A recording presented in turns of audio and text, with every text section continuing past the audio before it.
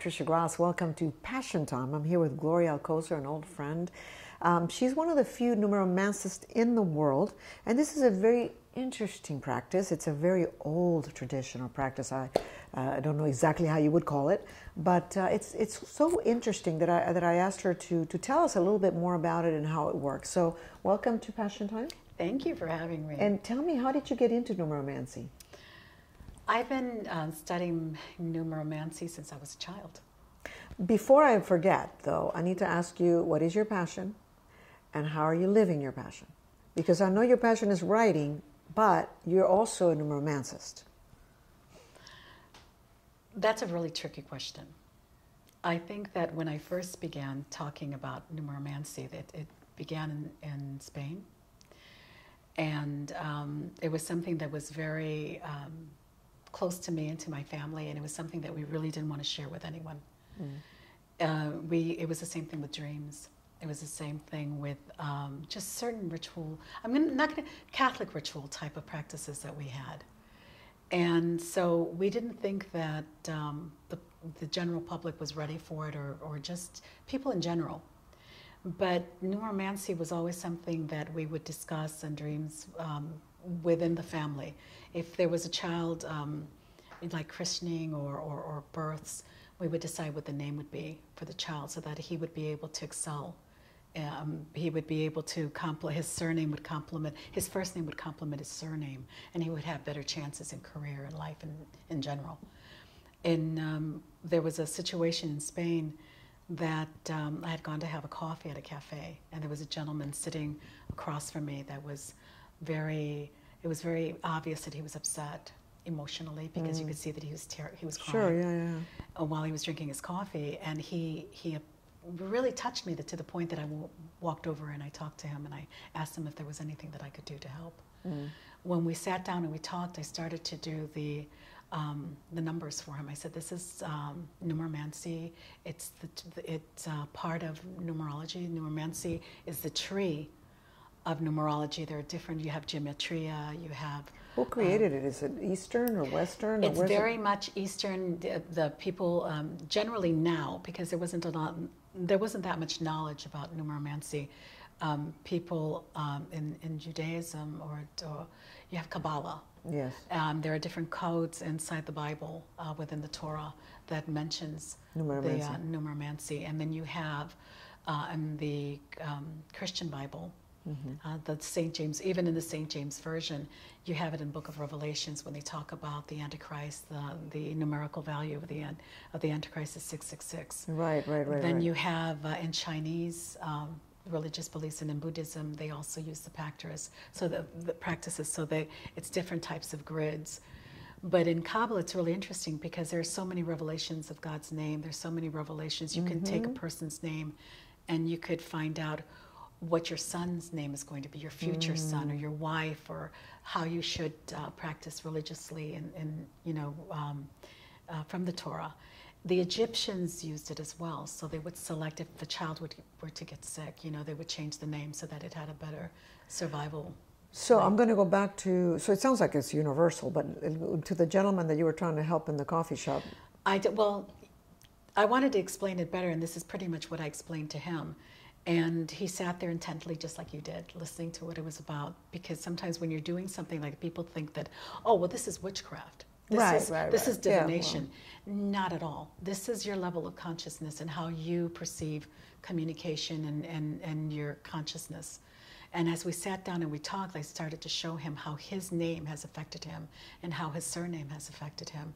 And as we started to talk, and how he consciously makes choices through his name because of his level, his perception of reality. I knew it sounded a little bit complicated for him as I started to explain, but once I got him there a little bit more relaxed, we started to talk about his problems, and he just hugged me, and he felt better. And within, I'd say, about 3 weeks, his life was where he wanted it to be. So he decided that he was going to contact the newspapers, and they interviewed me, and from there it snowballed. I was interviewed by several newspapers in Spain, and then through Televisión Española, which is the national television. Network. And then I went on radio and television. After I left Spain, then it came here to the United States. So explain, I mean, explain what it is exactly. Is that you have a name, and the name has letters, and those letters have numbers, and then your name decides your birth path? They're called quantitative values. Everything Okay, has so a every quantitative, letter. every letter, your birth date has a quantitative value. Okay. So that's how you do, that's how you come up with a birth path. You have a numerical value. Okay, and a birth path, explain birth paths, because everybody has a different kind of birth path. Like explain yours and maybe someone else's. It's really hard to explain a birth path in 10 minutes. Yeah, I know. The only way that I Everything's hard in 10 minutes. the only way that I can explain a birth path is through the pyramids and the Egyptians. The pyramids were made to show different pinnacles of life and the universe. So that's why even in your dollar bill you have the pyramid and the eye. That's the all-knowing eye, and that's the pyramid. So you have the pyramid, and those are the different stages of life. Right. Then you have your birth date. This is the way you came into this universe, which is the month, the date, and then what you calculate from the month, the date, and the year. That's your birth path. Okay. So you take that into consideration. Then, as everyone knows, as the pyramids are, they had underchambers, which is considered the afterlife. The afterlife, the underworld is what it's called. The underworld, yeah. So the birth path is what you calculate within your birth date, and then that's plus, okay? And then you subtract what you calculate from your birth, and that's minus, which is the negative. And as you know, in a battery, you have polars. You have a negative and a positive, yeah, which expels energy. And this is the decisions that you're going to make within your birth path. But you said there are certain birth paths, like you've described my birth path and other people's. Can sort of give me an example of two different birth paths so people have an idea, understand what you're talking about? Well, because it almost sounds like you're going into religion, and when we're going to start talking about reincarnation, our mathematical system, we're repeating numbers. Okay. Even though people, you're counting and counting, but all you're doing is repeating from 1 to 10. Right. You're going over and over and increasing those values. Right. Okay.